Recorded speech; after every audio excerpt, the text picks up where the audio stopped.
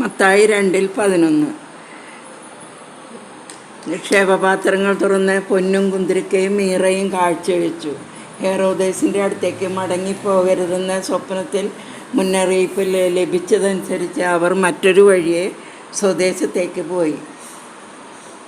അവർ പോയി കഴിഞ്ഞപ്പോൾ കർത്താവിൻ്റെ ദൂതൻ സ്വപ്നത്തിൽ പ്രത്യക്ഷപ്പെട്ട് ജോസഫിനോട് പറഞ്ഞു, എഴുന്നേറ്റ് ശിശുവിനെ അമ്മയും കൂട്ടി ഈജിപ്തിലേക്ക് പലായനം ചെയ്യുക. ഞാൻ പറയുന്നതുവരെ അവിടെ താമസിക്കുക. ഹെറോദേസ് ശിശുവിനെ വധിക്കാൻ വേണ്ടി ഉടനെ അന്വേഷണം നടത്തും. ജ്ഞാനികൾ തന്നെ കബളിപ്പിച്ചെന്ന് മനസ്സിലാക്കിയ ഹെറോദേസ് രോഷാകുലനായി അവരിൽ നിന്ന് മനസ്സിലാക്കിയ സമയമനുസരിച്ച് അവൻ ബത്ലഹേമിലെയും സമീപ പ്രദേശത്തിലെയും 2 അതിൽ താഴെയും വയസ്സുള്ള എല്ലാ ആൺകുട്ടികളെയും ആളയച്ചു വധിച്ചു.